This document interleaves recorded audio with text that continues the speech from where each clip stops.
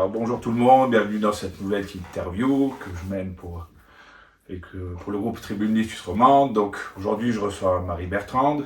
Salut. Bonjour. Alors je te remercie d'être venue. Donc pour commencer, je te laisse te présenter à nos auditeurs. Oui, alors je m'appelle Marie Bertrande Duet, j'ai 27 ans et j'habite à Martigny. Je suis valaisanne et je suis candidate sur la liste 18 des jeunes UDC du Bas-Valais. Oui, alors effectivement tu es candidate à cette nouvelle élection fédérale.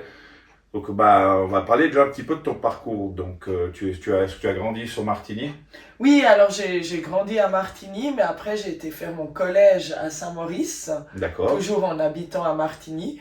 Et lorsque j'ai terminé mon collège, donc j'ai obtenu la maturité en latin, grec et mathématiques fortes, je suis partie faire mon service militaire en tant que fantassin d'infanterie à Chamblon. Et puis, j'ai eu beaucoup de plaisir. Et par la suite, je suis allée faire un séjour aux États-Unis de 5 mois pour apprendre l'anglais parce que vu que j'avais fait du grec ancien au collège, j'avais pas d'anglais. Et après, donc, ça m'a pris une année entre l'armée et le séjour aux États-Unis. Puis à la suite de cette année sabbatique, j'ai commencé l'université à Fribourg en droit. Et puis après, j'ai fait mon bachelor, mon master. Et après toutes ces années de pérégrination, je suis allée au Tessin faire un stage de 6 mois au tribunal pénal fédéral pour commencer depuis le 1er février mon stage d'avocat à Martigny, ma ville natale. Très bien, par rapport à ça, j'avais quelques questions, donc ton parcours. Donc, tu as fait l'armée. Qu'est-ce qui t'a motivé à faire l'armée? Vu qu'elle n'est pas obligatoire pour les femmes. Oui, c'est vrai. Alors, moi, j'ai toujours voulu faire l'armée pour plusieurs raisons. Donc, quand j'étais petite, je devais avoir 4 ans. Mon papa, il allait en cours de répétition et il me parlait de ce qu'il faisait et il m'a toujours encouragé à faire l'armée. Et puis aussi, de manière un peu plus intrinsèque, c'était surtout pour l'esprit patriote. Pour moi, c'est très important de défendre son pays. C'est un de mes mantras dans la vie. Et c'est pour cette raison vraiment que j'ai voulu faire l'armée, que j'ai choisi de faire fantassin d'infanterie parce que c'est une force combattante. Très bien. Donc, j'avais une question. Comment elles sont acceptées les femmes à l'armée par les autres personnes? Plutôt bien. Alors, donc, il faut, comme on dit, c'est à armes égales, à compétences égales. Donc, on est traité de la même manière que nos camarades masculins. On doit faire les mêmes exercices, porter les mêmes choses. Et à partir du moment où on fait bien les choses, eh bien, moi, tous mes camarades me considéraient comme une camarade à part entière. Mon côté féminin était plutôt mis en avant lorsqu'ils avaient des soucis ou qu'ils voulaient se confier, ils venaient me parler pour avoir une oreille attentive qui les écoutait. Très bien, c'est intéressant. Moi, je n'ai pas fait d'armée, j'ai fait APC. Voilà. Ouais. Lui est très formé. J'ai collaboré avec des gens de l'APC. J'ai fait l'APC. Ensuite, tu dis, alors, donc, tu es parti au collège, donc, quand tu t'es orienté vers le latin et le grec, c'était dans le but de faire du droit après, ou tu as pris ça un peu comme ça? Oui, alors j'ai toujours voulu devenir avocate aussi. Moi, à 4 ans, j'avais plus ou moins décidé ma vie. Je savais que je voulais être soit avocate, soit vétérinaire, et c'est à 12 ans où j'étais certaine de vouloir devenir avocate. Et alors j'étais allée demander à une étude d'avocat avant de commencer le collège quelle option était la meilleure, et on m'avait dit le latin c'est toujours bien. D'accord. Alors j'ai fait le latin en première année, je suis tombée amoureuse du latin, alors j'ai pris du grec ancien. D'accord. Ouais, une petite anecdote, ma fille aussi aimerait faire vétérinaire, tu vois, elle a 6 ans. Ah oui, je crois que c'est tous les enfants qui ont des chats, ils ont envie de devenir vétérinaire, j'ai l'impression. Ouais, oui, effectivement, on a dit. Donc les chats qui risquent peut-être de venir nous dire bonjour. Oui. Donc, tu vois, moi quand j'étais petit, je voulais être maître de l'univers. Ah oui? Ouais, bon, voilà. Ça, c'est jamais réalisé. T'es le fondateur Tribune Suisse Romande, donc c'est un peu... Ouais, c'est déjà ça, puis un web, bon. Mais bon, si un jour je peux venir maître de l'univers, je dis pas non. Hein. Ça, c'est vrai. Je pense qu'on voudrait tous. Voilà. Sinon, revenons. Donc, tu as fait ce collège. Ensuite, ensuite tu es parti aux États-Unis. Donc, tu as été aux États-Unis. J'étais en Californie. Californie, j'étais aussi. Tu as été quelle ville? À Santa Barbara. Santa Barbara, près de Los Angeles. Ouais, exactement. Ouais, c'était passionnant parce qu'il faut aussi savoir que moi j'ai toujours fait du théâtre et j'avais toujours ce côté, cette envie de devenir peut-être actrice un jour. Et c'est pour ça que je suis allée en Californie. Bon, j'ai pas du tout été dans le but de devenir actrice, mais c'était l'idée de la Californie qui m'est venue de là. Oh, la Californie, c'est c'est comme un bastion de tout ce qui est, on va dire, le spectacle aux États-Unis. Hein. En Californie, tu as comme les plus grands groupes de la planète, Metallica, qui viennent de San Francisco. Oui. Oui, et Los puis Angeles, il y a il y Slayer, a Machine Hollywood. Head. Il y a Hollywood, C'est- justement, j'ai pu aller visiter. Ouais. Ah ouais, c'était les étoiles, la Walk of Fame, comme on Ah dit. oui. Bon, après, je n'ai pas aimé forcément la ville de Los Angeles parce qu'ils nous montrent joli, ils nous montrent beaucoup le beau côté, Beverly Hills et des trucs comme Oui. ça, mais dès que tu vas dans le sud de la ville, t'es un peu plus dans les séries américaines où Ah tu vois oui. les gangs avec les armes, c'est pas. Ben, nous, on a traversé C'est les pas de la Compton. fiction. Ah, mais Les bon, aussi. Compton, le quartier de tous les GTA, de tous les rappeurs. Ouais, bah, quand tu Ouais, vois des c'est- types avec les latinos avec les pistolets à la les- ceinture, ouais. c'est. T'es moins tranquille dans ce quartier. Nous, on l'a traversé en voiture, on n'est pas Moi trop aussi. sortis. Ouais, mais tu vois, quand tu connais pas, bah, puis que tu vas avoir un match de hockey, bah, tu traces tout le sud de. Mais maintenant, c'est quasiment tout le sud de la ville qui est comme ça. Oui, Hein. oui, oui. Donc voilà. Ouais, ça, c'est. Puis t'as pas voulu essayer ta chance dans un studio, un peu comme Noah Weil qui avait joué après dans l'urgence. Lui, Ouais. il est parti de New York, il est arrivé là-bas, puis il a dit vas-y, je me lance. Bah, ça aurait pu être une bonne idée, mais j'étais déterminée à vouloir aller faire du droit. D'accord. J'ai vraiment, c'est mon rêve de devenir avocate. T'as appris un peu l'espagnol aussi là-bas. Parce qu'il y C'est avait- vrai que, ouais, bah, il y avait pas. La famille dans laquelle j'étais accueillie, c'était une famille hispanique qui venait du Guatemala. D'accord. Donc, ouais, un petit peu. Puis comment on t'a vu en tant que Suissesse là-bas? Alors bien, tout le monde savait que j'avais fait l'armée, alors on m'appelait Swiss Army Girl. Tous les gens de l'école. Et puis sinon, bah, c'est pas mal parce que c'est une école, c'est IF School. Et il y avait beaucoup de Suisses dans l'école. Beaucoup D'accord. d'élèves suisses qui allaient là-bas justement parce qu'il y a beaucoup de promotions en Suisse. Mhm. Mais on a assez bien vu les Suisses aux États-Unis. J'ai pas vécu le moment où on m'a confondu avec la Suède. Ah Mais, bon? on m'a dit que j'avais un bel accent, que je devais conserver mon accent. Une fois, on m'a même dit que je pouvais avoir un accent du Massachusetts, mais Oh, c'est Boston. Ouais. ouais, je sais pas pourquoi. Bah, je trouve. Peut-être l'accent suisse s'apparente à celui-là. Je sais pas, mais en tout cas, porte jamais une casquette ou un maillot des équipes de là-bas parce que tu risques de. Là, on risque plus de regarder, on risque de plus te regarder avec le sourire. Ouais, ça c'est sûr. Parce que les équipes de Boston, c'est un peu plus. Que ce soit en NHL, hein, les Bruins ou même en NFL, c'est pas forcément les équipes, c'est New England Patriots. Bon, bah, c'est pas forcément les mieux vus, quoi. Ouais. Des très grosses rivalités. Donc tu as fait ces 5 mois en Californie, donc après, bah, tu as obtenu un diplôme là-bas d'anglais. Oui, un diplôme B2-2. C'est le D'accord. niveau d'anglais que j'ai acquis.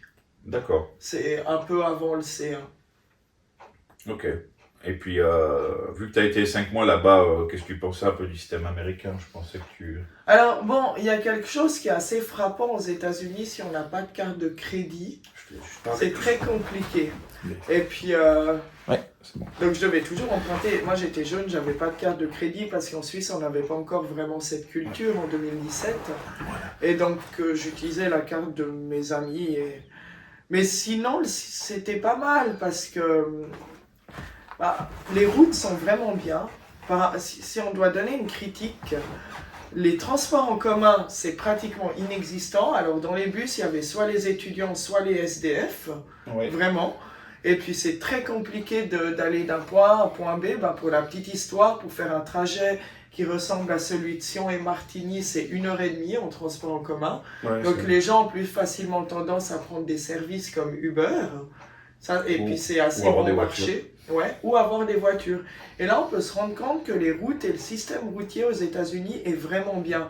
Parce que les routes sont droites. En fait, ils ont réfléchi à construire les routes avant les immeubles. Donc c'est vraiment des routes droites, à angle droit, les tours, et c'est un trafic assez fluide. Oui.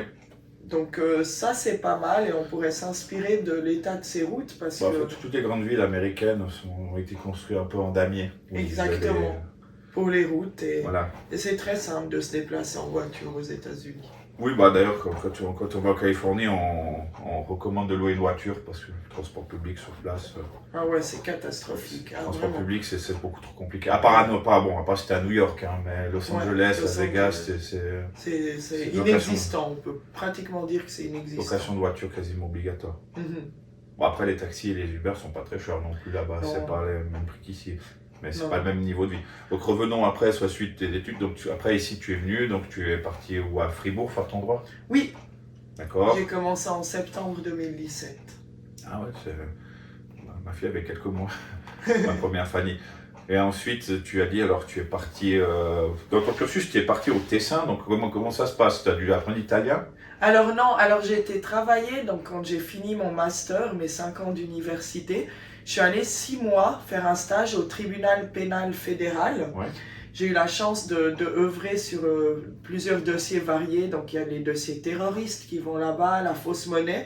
C'est un tribunal spécifique pour certaines infractions, des infractions internationales ou des infractions qui nuisent à l'État suisse. Donc c'était très passionnant. Et vu que c'est fédéral, ben moi je travaillais en français parce qu'il y a des jugements en français, il y a des jugements en allemand et des jugements en italien. Mais par contre, j'avais des cours d'italien une fois par semaine, offerts par la Confédération. Donc tu as appris l'italien? Oui, parlo un poco l'italiano. D'accord. Non, c'est parce que quand tu dis tu vas au Tessin, je dis bah tiens, ça doit tout être en italien parce que. Mais il n'y a pas la même chose en Suisse romande. Il y a un tribunal fédéral, il me semble. Oui, on a le tribunal fédéral à Lausanne qui est l'instance suprême. À Saint-Gall, il y a le tribunal administratif fédéral. Et à Bellinzone, il y a le tribunal pénal fédéral. Parce qu'en fait, en 2004, la population suisse avait dû voter parce que le tribunal fédéral à Lausanne se chargeait aussi de ce qui était des infractions pénales internationales et également du droit administratif fédéral. Et ils étaient surchargés. Alors la population a voté pour qu'on crée un tribunal pénal fédéral et un tribunal administratif fédéral. Et vu qu'au Tessin, il n'y avait aucune institution fédérale, ils ont mis au Tessin, à Bellinzone. Très bien, oh, c'est joli le Tessin. Oui, et le tribunal est magnifique. Tu as profité d'aller voir des matchs de hockey? Ah non, mais j'ai profité de l'apéritivo parce qu'au Tessin, il faut savoir qu'à l'heure de l'apéro, quand on va boire notre petite bière ou notre petit apérol spritz, eh bien on a toujours un petit truc, un petit plat à manger, des petits apéros, comme en Italie, donc ça c'est assez pas mal. Très bien, donc voilà, on a parlé un peu de toi, maintenant on va attaquer vite le sujet. Donc qu'est-ce qui t'a amené un peu en politique? Qu'est-ce qui t'a donné envie de faire de la politique? Alors moi j'ai toujours voulu faire de la politique aussi depuis toute petite, car j'aime beaucoup m'investir. Bon, ça a commencé déjà à l'école, j'aimais bien participer aux élections de délégués de classe parce que j'aimais organiser, apporter des idées et concrétiser ces idées. Et puis alors, mon début en politique, c'est assez intéressant. Autour de mes 17 ans, je commençais à me renseigner davantage et à participer à des petits débats, si on peut appeler ça comme ça, sur les réseaux sociaux. J'ai notamment vu la page de Jérôme Desmeules, qui est sa page Facebook, et c'est un peu par lui que j'ai découvert la politique. Et lui m'encourageait à rejoindre l'UDC, mais moi j'étais encore jeune et je me disais « Ah, mais je veux pas aller dans un parti », un peu comme on peut trouver ce genre de pensée. Et en 2018, il y a eu la constituante. Le Valais avait voté pour qu'on élise une assemblée constituante pour réviser la constitution valaisanne.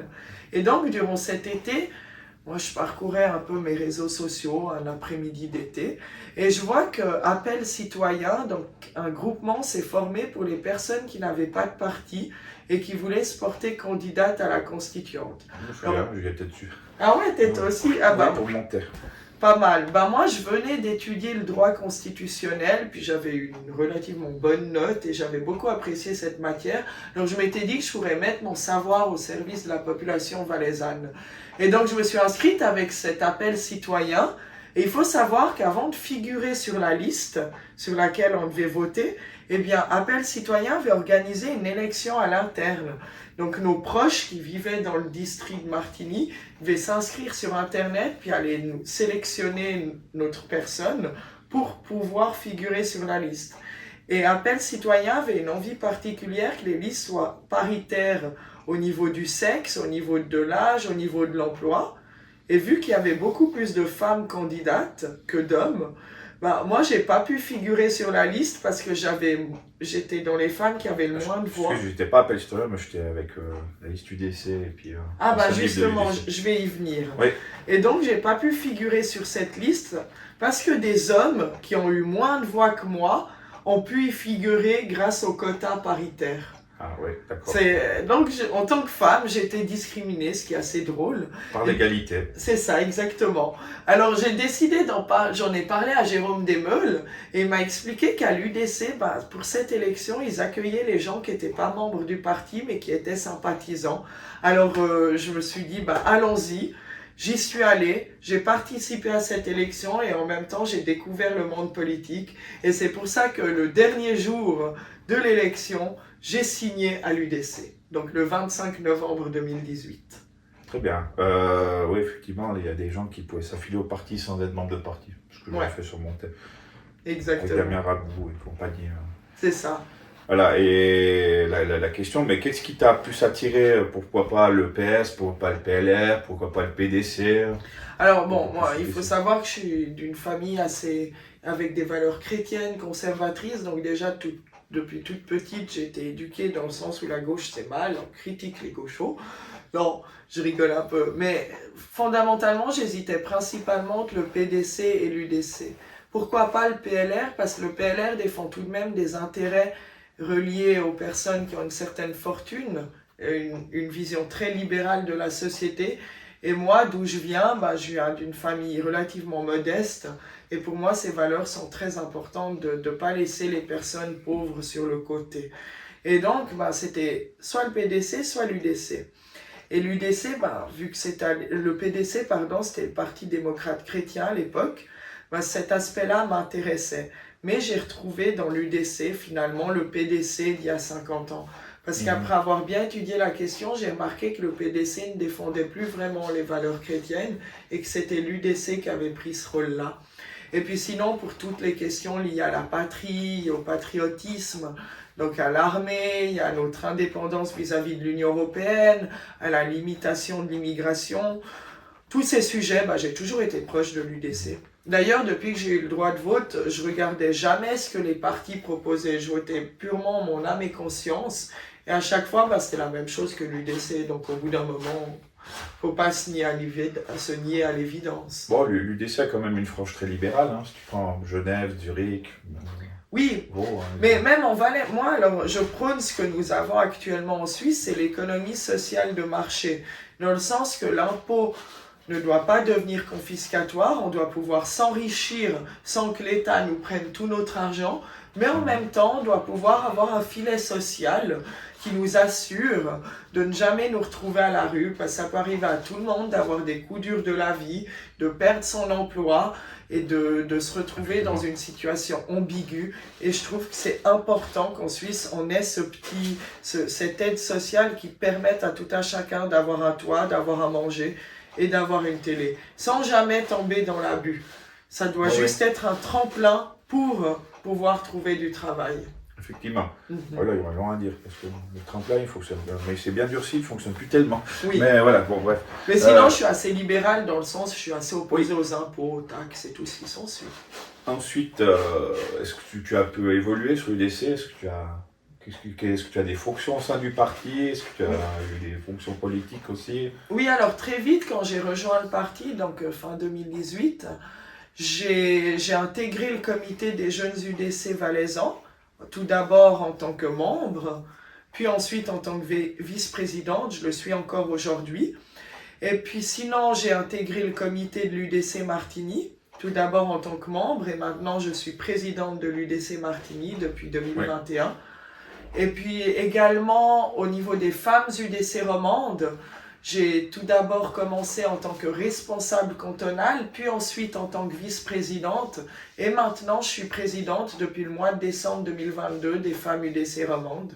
Et sinon, j'ai pu participer à un nombre d'événements, à des assemblées des délégués au niveau suisse. Et également, j'ai fait partie de comités de plusieurs initiatives. Avant le Covid, j'étais dans le comité d'une initiative pour faire baisser les impôts en Valais.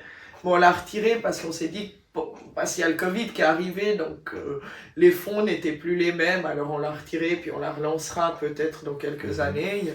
Sinon, j'étais dans le comité d'initiative liée à l'avortement. Et j'ai participé beaucoup à des récoltes de signatures et tout ce qui s'ensuit. La politique, c'est un peu un mode de vie finalement. Oui, par contre, tu n'as encore pas eu de mandat politique, pas de Non. députation ou d'élection communale, pas encore. Pas encore, non. J'ai Ça va participé à peu près toutes les élections et pour l'instant, mon meilleur score, ça a été à la députation suppléante pour le district de Martigny. Je suis Vienne ensuite, c'est-à-dire qu'il y a eu 2 élus et j'étais 3e. D'accord, ouais, tu n'étais pas loin. Pas loin. Peut-être la prochaine fois alors. Et on se demande si c'est pas à cause de la double proportionnelle, parce qu'il faut savoir qu'en Valais, on a un système, donc comme tout le monde le sait, c'est la proportionnelle au Grand Conseil. Mais après, la double proportionnelle, ça signifie qu'un grand district et un petit district se mettent ensemble et que si une personne du petit district proportionnellement a eu plus de voix sur la même liste que celui du grand district, c'est lui qui obtient le siège. En gros, il est possible que le siège de Martigny soit parti en Autremont. D'accord. Donc, bon, voilà. Ça arrive. Mais c'est une bonne chose parce que ça met en valeur aussi les petits districts. Oui, effectivement. Maintenant, on va venir un peu sur la politique. Quels sont les sujets qui t'intéressent un peu le plus en politique? Parce que tous les politiciens ont un peu leur sujet de prédilection. Oui. Ça serait quoi? Alors moi, tout d'abord, la famille. Parce que la famille, pour moi, elle constitue le noyau de la société. C'est vraiment sur des fondements traditionnels et familiales que la Suisse s'est construite. Et donc, je soutiens des mesures qui encourageraient finalement la natalité en Suisse, car nous faisons de moins en moins d'enfants. Il me semble que la dernière moyenne est à 1,3 enfants par femme. Et donc, ce serait une bonne chose d'encourager la Suisse à faire davantage d'enfants, parce que les gens font aussi plus d'enfants parce que ça coûte cher. Donc, il faudrait défiscaliser les allocations familiales, peut-être les augmenter à partir du 3e enfant et encourager aussi les gens à être parents au foyer. C'est un peu ce qui fait Viktor Orban en Hongrie. Il y a pas mal d'allocations pour un enfant, un peu plus pour 2 enfants. Et oui. Il a dit à partir du 3e, il supprime carrément les impôts à la famille. Exactement. Et ces mesures, je pense qu'elles sont bonnes au niveau familial parce que ça encourage les gens à faire des enfants et ça nous évite d'avoir une pénurie de main-d'œuvre par la suite. Oui, c'est clair que voilà. Mais après, là, je vais faire l'avocat du diable. Vous n'avez pas peur d'être traité de fasciste avec ces propositions qui sont comme très nationalistes, très centrées? Non, il n'y a rien de fasciste à vouloir faire des enfants. Il faut savoir qu'en Suisse, on a un pays vieux. Il y a eu les boomers vont bientôt être retraités. Et il y a beaucoup plus, si on regarde la pyramide de la démographie, il y a beaucoup plus de vieux que de jeunes. Et je pense qu'il faut inverser les tendances, notamment pour l'AVS, parce que notre système de retraite est fondé sur la solidarité, dans le sens les jeunes cotisent et financent la retraite des personnes qui y sont maintenant. Et en assurant cet équilibre, il faudrait que la démographie soit plutôt vue comme un rectangle graphiquement. Et non, c'est une bonne chose, il n'y a rien d'extrême à vouloir faire en sorte que les gens fassent des enfants. C'est beau d'avoir des enfants. Oui, effectivement. Et c'est comme ça qu'on construit une société, parce que si les gens font plus d'enfants, il n'y a plus de société, il n'y a plus de actuellement, population. la société, on va dire, la société décourage de faire des enfants. Et c'est pour ça qu'il faut et puis, il y a des partis qui disent maintenant, mais la solution magique, c'est l'immigration. Il faut faire plus d'immigrés parce que nous, on vieillit. Et justement, à quel prix finalement? Parce que si on décide de faire que de l'immigration et que les Suisses font moins d'enfants, la culture suisse va finalement un peu se perdre. Je pense qu'au lieu de pallier notre manque de main-d'œuvre par l'immigration, il vaut mieux la pallier par notre propre population. Oui, c'est ce qui se propose avec la Hongrie, effectivement. Et c'est quand même une valeur. Et la Hongrie, oui, la Hongrie d'ailleurs, petite anecdote, j'ai vu une émission, maintenant ils viennent chercher de la main-d'œuvre qualifiée, mais en Europe. Oui. C'est-à-dire qu'ils viennent chercher des Français, des Allemands, puis leur proposent des appartements et des gros salaires. Franchement, on devrait. Le Canada est un peu cet exemple concernant l'immigration. Ils accueillent uniquement les personnes indispensables. Donc il y a des études, par exemple dans le corps de métier de maçon, il y a des études sur ça et ils disent « Ah, il nous faut tant de maçons ». Et d'abord, ils vont les chercher dans le Canada et s'ils n'arrivent pas à les trouver, ils accueillent les gens à l'extérieur. C'est ce que faisait la Suisse à l'époque, en fait. Exactement. Et c'est ce qu'on fait toujours pour les personnes qui ressortent d'en dehors de l'Union européenne. Une personne qui veut venir travailler en Suisse et qui n'est pas membre de l'Union européenne, elle peut venir le faire seulement si elle est indispensable. D'accord, ouais, effectivement. Ouais, c'est ce qu'on avait, je me rappelle quand t'étais gamin, le système des quotas, quoi. Même avec les gens de l'Union. Voilà. Avant les accords bilatéraux, ouais. Bon, ils ont quand même des soucis d'immigration j'ai une équipe au Québec, un peu sur des grandes villes, sur Montréal, Oui, quand mais même c'est des lié à soucis. d'autres problématiques que celles du travail. Ouais, voilà, c'était pas le travail, effectivement. Ouais. Sinon, là on a parlé encore. Donc, sinon, tu as encore quoi d'autres sujets en politique qui tiennent à cœur, à part la famille? Alors, donc aussi la politique internationale, notamment la politique en rapport avec l'Union européenne, Mhm. parce qu'il faut savoir que la Suisse, historiquement, le 1er août 1291, quand Schwyz, Uri und Unterwalde ont signé le pacte de la Confédération, c'était un traité de paix perpétuel, mais également c'était un traité dans lequel ils remettaient sur papier le fait qu'ils dépendaient immédiatement de l'empereur. Parce qu'il faut savoir que durant le système féodal, il y avait des seigneurs, souvent c'était les Habsbourg, qui s'occupaient d'administrer les territoires en Suisse et qui récoltaient l'impôt. Et lorsqu'on dépendait des seigneurs, eh bien les territoires, Schwyz-Unterwald et les futurs confédérés, bénéficiaient de très peu d'autonomie. Ils étaient trop embêtés. En gros, les seigneurs les emmerdaient. Tandis que quand on dépendait immédiatement de l'empereur, eh bien l'Empire s'en foutait un peu du territoire Mhm. suisse et nous laissait faire ce qu'on voulait. On était autonome. Au bout d'un moment, on payait même plus l'impôt, la dîme impériale. Et donc, c'était cette volonté d'autonomie, d'indépendance sur les terres. Et c'est sur ça que la Suisse s'est construite. C'est sur ça qu'on a acquis cette belle stabilité et ce haut niveau de vie, parce qu'on est le pays dans lequel on a le plus haut niveau de vie au monde. Et donc, pour cette raison, c'est important de garder en tête qu'on s'est construit sur cette autonomie et indépendance, et c'est pour ça qu'on ne doit pas entrer dans l'Union européenne. Mais ça signifie aussi qu'il faut pouvoir collaborer avec l'Union européenne, mais sur un pied d'égalité. Ce qui n'est pas le cas forcément quand on voit l'idée de l'accord cadre. Cet accord cadre soumettait vraiment la Suisse. C'était merveilleux qu'on ait pu enterrer cet accord cadre parce que le problème, c'est qu'en cas de conflit, ça nous soumettait à quoi? Ça nous soumettait à la Cour européenne de justice. Exactement. Donc à la juridiction de l'Union européenne, ce qui est très grave dans un contrat.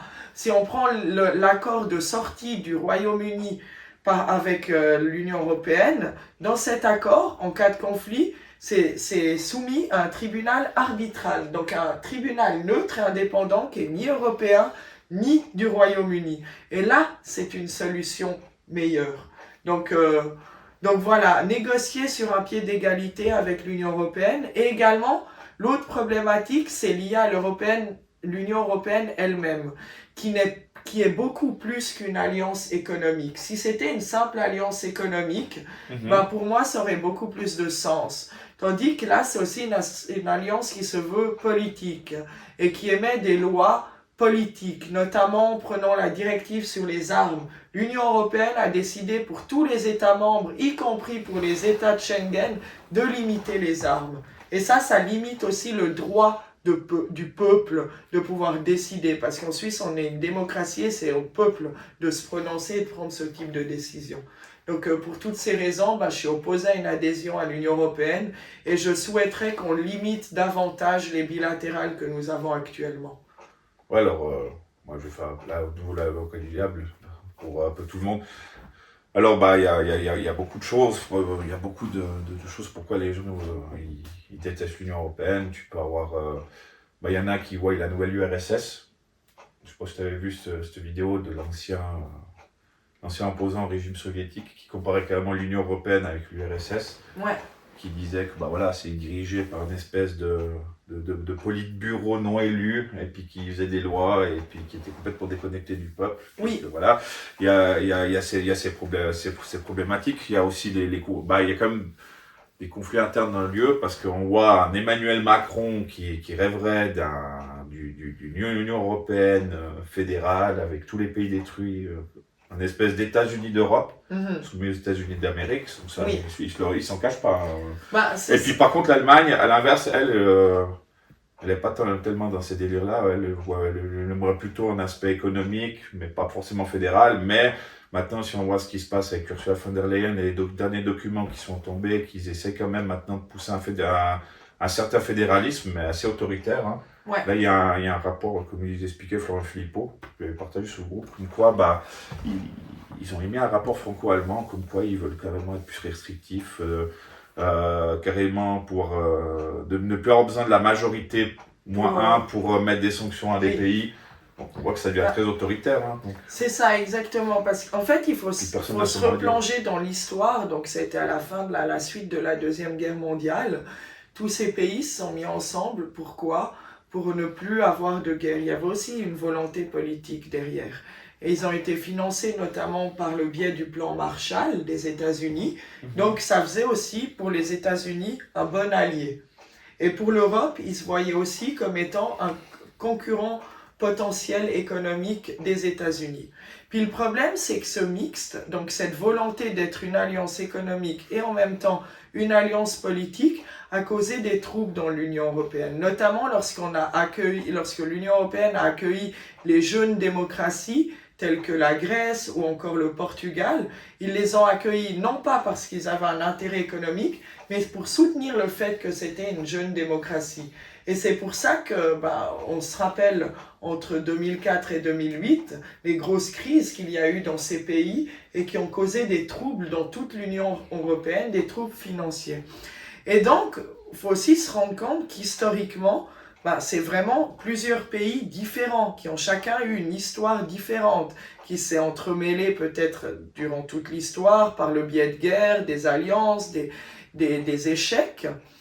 Et qu'actuellement, l'Union européenne est à mi-chemin entre une confédération, donc ce que était la Suisse avant 1848, à savoir juste une alliance entre certains États, mais qui restait souverain, et une fédération, donc à l'image des États-Unis et de la Suisse, qui est une alliance d'États qui confie une partie de leur souveraineté à une structure, donc à la Suisse.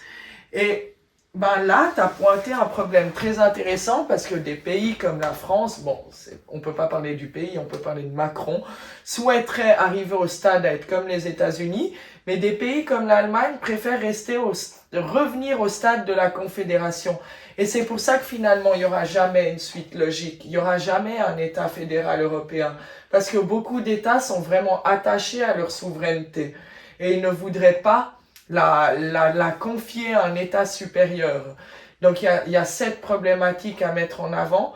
Et donc, vu qu'il y a des distorsions de volonté, moi, à mon sens, je pense que l'Union européenne est soit condamnée à retourner en arrière, soit condamnée à s'effondrer. Et si elle s'effondre, il y a potentiellement une guerre qui pourrait réapparaître entre différents États européens. Bon, souvent là. Après, c'est un peu fataliste, mais c'est possible. Il y a déjà la guerre en Ukraine. Oui. D'ailleurs, c'est ce qu'on va parler tout soudainement. Mais finalement, est-ce que la Suisse ne pourrait pas justement profiter de cette discorde dans l'UE pour faire des alliances avec certains pays? Notamment, on voit que la Pologne, la Hongrie et puis la Tchéquie sont toujours en porte-à-faux avec... Oui. Et n'hésite pas à faire des pique-niques à notre amie Ursula, là. Déjà, on a certains accords avec l'ALE, ce qui est pas mal. On pourrait envisager peut-être un jour de faire partie de l'ALE. Sinon, on peut aussi on pourrait imaginer faire partie des BRICS. Donc, les BRICS, c'est l'alliance économique entre le Brésil, la Russie, la Chine et l'Inde. Et l'Amérique du Sud. Et l'Amérique du Sud. Non, excuse. L'Afrique du Sud. Oui, South Africa, voilà. Et bientôt, il y a l'Arabie Saoudite qui va arriver dedans. Peut-être. Donc, on pourrait imaginer une alliance purement économique. Mais après, à titre personnel, moi, je suis plutôt pour une autonomie de la Suisse au maximum. Donc, je pense qu'on devrait investir davantage dans notre agriculture pour viser le potentiel maximum d'autoproduction alimentaire.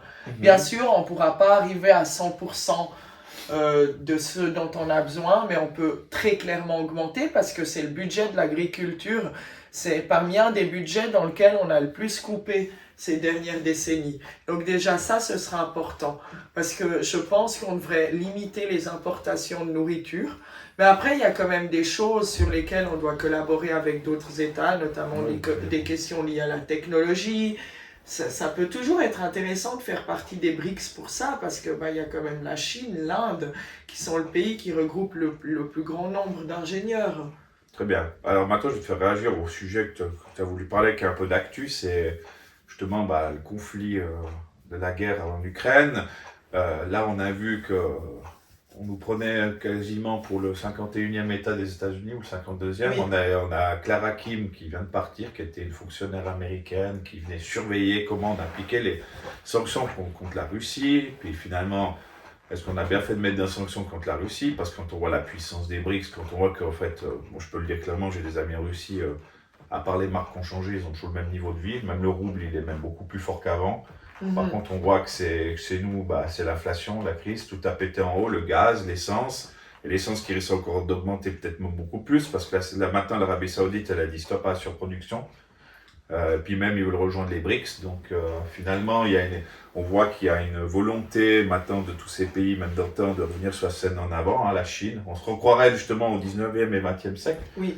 avec toutes ces géostratégies. Et puis, on voit que maintenant, il y a un bloc qui est en train de se sortir justement de cette coupe américaine-européenne, en sortant de l'euro, en sortant du dollar, en travaillant avec les autres monnaies. Ce qui a fait, d'ailleurs, on voit que l'euro et puis le dollar, c'est pas non plus la grande forme. Donc tu voulais parler de ça. Voilà. Alors, il faut tout d'abord mettre en avant le fait qu'on parle du conflit russe-Ukraine, mais je pense qu'on peut plutôt dire le conflit russo-américain.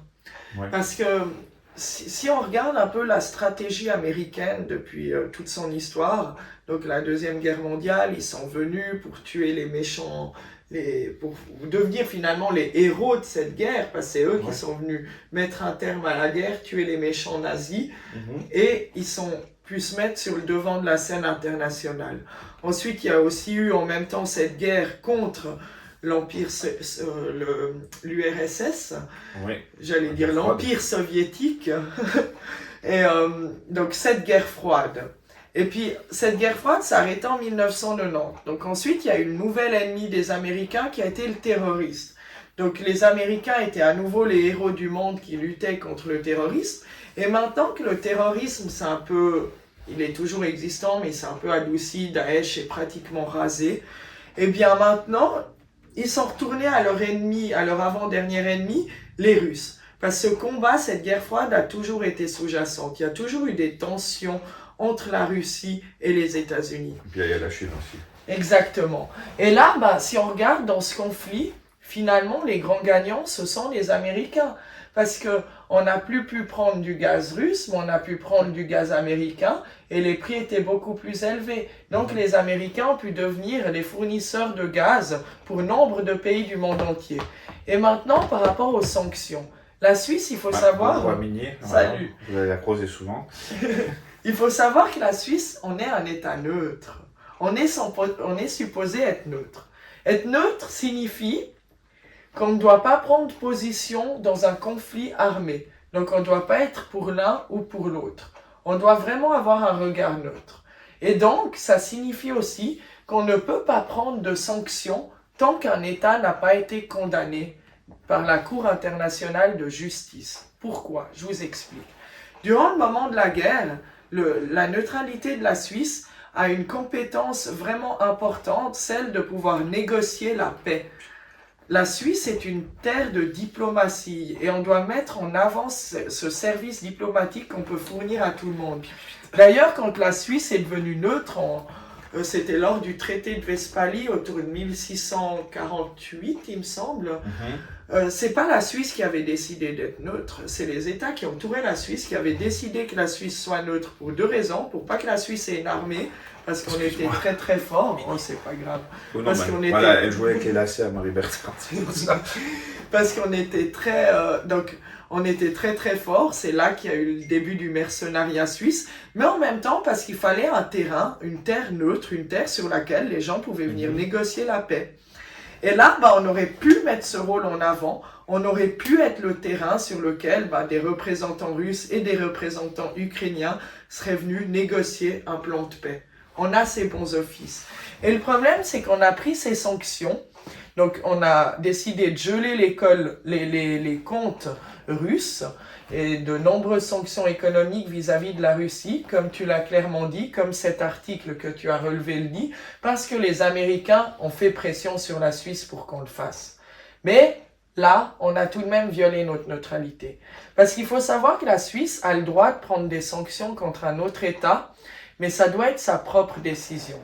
Si, imaginons, la Russie avait été condamnée par la Cour internationale de justice pour un crime d'agression, eh bien, ça aurait été une violation objective du droit international public. Et là, la Suisse aurait eu le droit de dire « Ah, cet État a violé le droit international public, alors je vais prendre des sanctions contre lui. » Là, la Suisse aurait eu le droit de le faire. Mais là, elle n'a pas le droit de le faire, on respecte sa neutralité, parce que rien ne condamne la Russie. Rien. Tant qu'il n'y a pas une décision juridique, la Russie est censée être présumée innocente, comme tout système, comme le système du droit pénal suisse. Bah, Donc, comment ça se passe? J'ai une question. Comment ça se passe? Parce que tu sais que la Russie ne reconnaît pas la CPI, la Cour pénale internationale. Oui, alors là, j'ai parlé de la Cour internationale de justice. La CPI, elle condamne pas les États, elle condamne les personnes, donc les criminels de guerre. Mais la Cour internationale de justice, elle dépend de l'ONU et elle condamne les États. Ah, c'est pas la même chose. Non, c'est pas la même chose. D'ailleurs, les Américains ne reconnaissent pas non plus la CPI. Oui, justement, comme par hasard. Ouais. D'ailleurs, ça me fait penser à un article qui disait au juge en cas de condamnation de lever les yeux au ciel, voir s'il n'y a pas un drone qui arriverait pour les abattre. Ça, c'était Medvedev. Bon, Medvedev, lui, il est très... Il est très punch. Ouais, il est très punch. Hein, donc, et puis, aussi, si on veut parler du problème des armes, donc il faut savoir qu'en Suisse, on a une loi sur la neutralité. On a le droit d'exporter des armes à des pays en paix. Mais lorsqu'il y a un conflit entre deux États, on a deux choix. Soit, donc prenons l'exemple Russie-Ukraine, soit on ne vend ni d'armes à la Russie, ni d'armes à l'Ukraine, soit on vend des armes à la Russie et à l'Ukraine. C'est soit l'une possibilité, soit l'autre possibilité. Donc maintenant, à partir du moment où on vend une arme à un État, le problème s'était posé avec l'Allemagne, et que l'Allemagne donne cette arme à l'Ukraine, eh bien, c'est une manière détournée de finalement violer notre neutralité. Parce qu'on est conscient que l'Allemagne va réexporter ça à l'Ukraine. Et donc, ça déguise finalement le cheminement normal et on viole notre neutralité. Donc, il faut être opposé à la réexportation. Mais quelque part, une fois que tu as vendu des armes à l'Allemagne, c'est l'Allemagne qu'on est propriétaire, donc est-ce que finalement ils en font pas ce qu'ils veulent? Je veux dire, s'ils veulent les fonds, ou s'ils veulent les donner en bas au Zimbabwe, c'est un peu leur problème. Hein. Alors il y a une nuance. Une fois que l'arme elle est vendue, il y a une nuance. Attends, fais pause, je vais éteindre. Ouais, vas-y, c'est pas grave. Les interviews sont très vivantes ici, on va pas jusqu'où. C'est pas grave. C'est Antoine qui a fini sa course. Non, et puis... Pas de souci. Donc... Pour revenir sur la question de l'exportation d'armes, oui, tu soulèves une vraie question. Donc, imaginons que la Suisse ignorait que l'Allemagne allait réexporter ça à l'Ukraine, mais ignorait de bonne foi. Là, ça aurait été moins une problématique parce qu'on aurait vendu de bonne foi aux Allemands et on se serait dit que c'était pour leur propre armée. Mais maintenant, la Suisse peut le savoir, et là, elle le savait. Elle savait que les Allemands distribuaient des armes aux Ukrainiens. Elle ne l'ignorait pas. Et c'est pour ça que la bonne foi ne peut pas être mise en avant et que c'est une violation de la neutralité. Et même si l'Allemagne ne lui avait pas dit que c'était pour revendre à l'Ukraine, la Suisse savait que les Allemands étaient alliés à l'Ukraine. Et tout le monde sait que quand deux États sont alliés, eh bien, ils se soutiennent de manière militaire. Et donc, la Suisse ne devrait pas vendre d'armes aux alliés d'un État en guerre. Ouais, je suis moyennement d'accord avec ce... Parce que je suis avocat du diable, je suis moyennement d'accord avec ça, parce que, tu vois, les Américains vont nous vendre, on va acheter des F-35 aux Américains. Bon, ils ne sont encore pas arrivés. Oui. Puis après, imaginons que, je sais pas, il y a un nouveau conflit, puis que nous, on veut vendre des F-35 à un pays là-bas. C'est comme si les Américains disaient, tu fais pas ce que tu veux, tes F-35. T'as mis, je sais pas, tant de milliards, mais... Non, mais alors c'est à la Suisse de ne pas vendre. À partir du moment où elle a vendu, l'autre État est propriétaire et c'est à lui de gérer. Ouais, mais c'est comme si les Américains disaient, vous faites pas ce que vous voulez avec ce qu'on vous a vendu. Non, c'est faux, parce que les Américains nous les ont vendus. Donc maintenant, nous sommes propriétaires. Moi, ce que je dis, c'est à la Suisse de ne pas vendre. Mais à partir du moment où elle a vendu, Elle n'a pas un droit de décider pour l'autre État. Ouais. Mais elle viole sa neutralité en les vendant à Bah, l'Allemagne. je dirais, une fois que c'est propriété de l'Allemagne, c'est plus propriété de la Suisse. Non, mais dans le sens, la Suisse a violé la neutralité en vendant à l'Allemagne parce qu'elle savait que l'Allemagne allait remettre à Et l'Ukraine. puis si l'Allemagne dit non, parce que finalement, l'Allemagne, au début, elle peut te dire non, et puis garder ses armes. Oui, peut-être plus mais dans 6 mois la les Suisse donner. n'est pas censée être stupide. Quand on sait que deux États sont alliés, on sait qu'ils vont se soutenir militairement. On peut pas non plus faire la politique de l'omerta. C'est comme si on vend nous des armes aux Chinois, et puis que les Américains ils disent bon, mais il faut prendre des sanctions contre la Suisse, parce que les Chinois, ils vont les donner en douce aux Russes. Mais là, les États-Unis, ils n'ont pas à faire ça Ouais. parce qu'ils sont pas neutres déjà. Et puis, Ouais. et puis même, moi, je dis pas que la Suisse doit dire à l'Allemagne de ne pas vendre les armes. Je dis que la Suisse ne doit pas vendre les armes à l'Allemagne. Mais une fois, maintenant qu'elle a commis cette erreur, eh bien, on n'a aucun droit de dire à l'Allemagne de faire ci ou de faire ça. Ouais. On a merdé, notre conseil fédéral a merdé, et voilà. Ouais, d'accord.